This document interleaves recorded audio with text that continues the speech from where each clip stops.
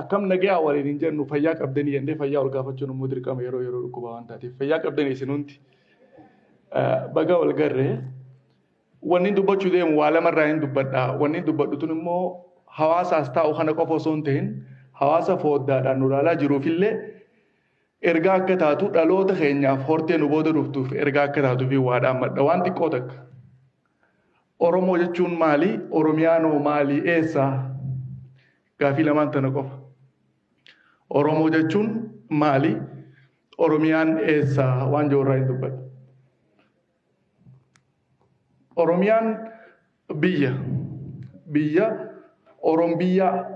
Oromooti. Oromiyaanii guddinnisii dhiifamaa deeroo. Guddinnisii kaaree kiiloomeetira 600 Oromiyaan. Oromiyaan guddinaan Faransaay, Xaaliyaan, Switzerlaandii fi Beeljiyeem yoo walitti ida'an Oromiyaa hin gahan. Biyyi afran Awurooppaatu yoo walii ida'amtellee Oromiyaan geessu. Oromiyaan tana xiqqeessa nuti immoo biyyaa jennee falmanna. Oromiyaan tana kaabaan uummata Agaw, Amaaraa fi Tigreedhaan marfamti. Kibbaan Keeniyaa fi Soomaaliyaa uummata kibbaatiin marfamti.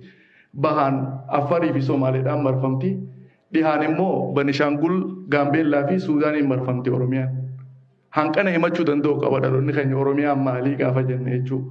Oromoon maalii gaafa jenne immoo Oromoon nama tokko horteen Oromoo jedhamtu tun hundinuu irraa dhufti. Inni ilma xabbooti. Oromoo haxabbooti. Xabboo, Waaqoo, Daadhii, Uttee, Bittee, Walaabu, Jillicha.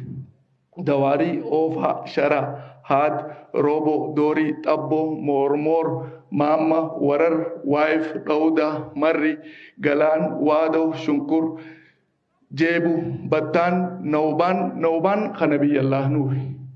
Nabinuu lamaak yarat Makleel Anuk Anush Shiis Adam biyyeen ta bishaaniitii ija Oromoon. Bishaan san Oromoon walaabu jee yaama. Maqaa qabaaf. Bishaan san irraa addunyaan tun hundi uumamtee jee yaamate jechuudha Oromoon. Hidda qaba haala kaawwatu jechuudha Oromoo gisee jennu. Hawaasa kan Oromoon kun uummata bal'aa, uummata jireenya isaa keessatti kaalendara mataa isaa tumatee, seera mataa isaa, bulmaata mataa isaa tumatee jiraatu. Osoo addunyaan gaafa ilma namaa gabra godhattu, hagaa irratti Oromoon ni gabroome malee nama gabroonfatee hin beeku. Gabratti illee nama Oromoon lolallee yoo deebi'e yoo nama booji'e ilma godhata malee gabran godhatu. Obboleessa jee maxxanfataa bara. Ammallee hawaasni keessa jiru obboleessuma innami. Obboleessa jechuun yoom dhaloota qofaa obboleessa jechuun ilma biyyaa cufa gaafa ja'an. Shantam jubbisaan faan ilma biyyaa cufa ilma namaa hundaan obboleessa ja'a Oromoon. Wanni adda godhu kopha jira jechuudha malee sammuu qaamaan ilmi namaa obbolee waan jirutti amanu Oromoon. So fakkeenyaaf Oromoon kaalendara tumatee aduu laalee ji'a laalee guyyaa lakkaawwata.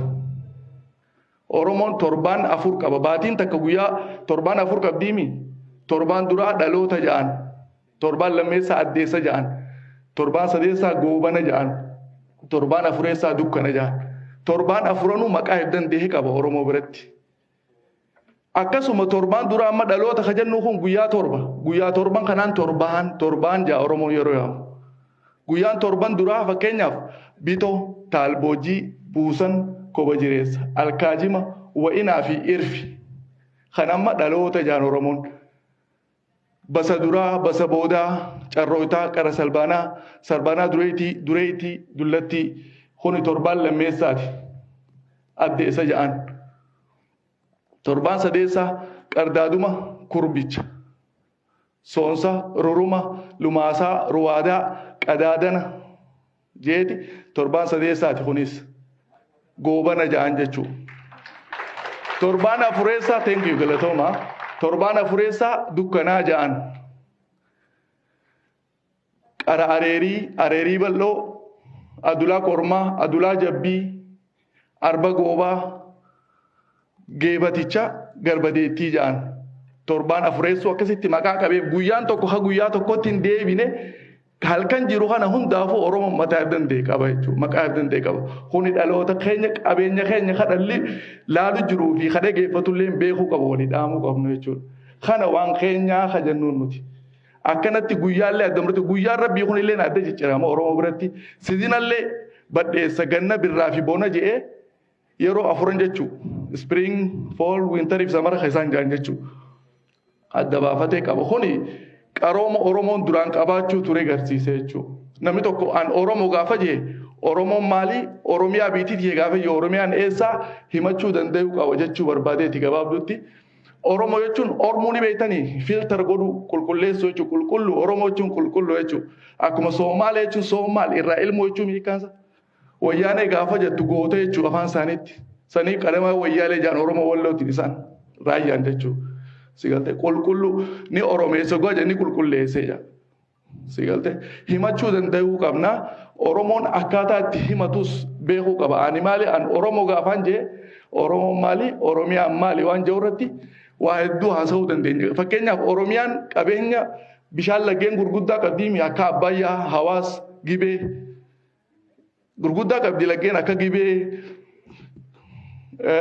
haroo qabdi haroo xixiqqishoo ammas sigalte haroolee akka laangaanoo abjaataa zuwaay haramaayaa haraaddeellee harayaa abataa sigalte haroolee hedduu maqaa dha'uun ni danda'ama gaarreen isii amma gaarreen akka gaara mul'ata harargeetti argamu gaara baatuu baaleetti argamu gaara gaarii arsiitti argamu gaara wallaggeetti argamu qabeenya oromoo gurguddaa bineensarraa akka arbaa leenca qeereensa sattawwaa weenni qalamee yeeyyii waraabeessaan qabi hundinuu yeeyyiin jeedalli diimtuun oromiyaa qofatti argamti ni beektanii kana addunyaarraa jeedalli diimtuun qabeenya oromiyaati himachuu danda'uu qabna jechuudha alaan ala qofa osoo hin ta'in maalummaa fi beekuu waan guddaadha maaliif yeroo hedduu wanni ani jedhu maali waan beektu wallaalii waan jootana dhiyeessuu qabnu nuti wanni beeknu waan qabeenya qabnu kana waan ta'eef oromummaan nutiif jireenya keenya waa hundi oromummaa booda nutiif so oromummaa tana waan madaalluun hin qabnu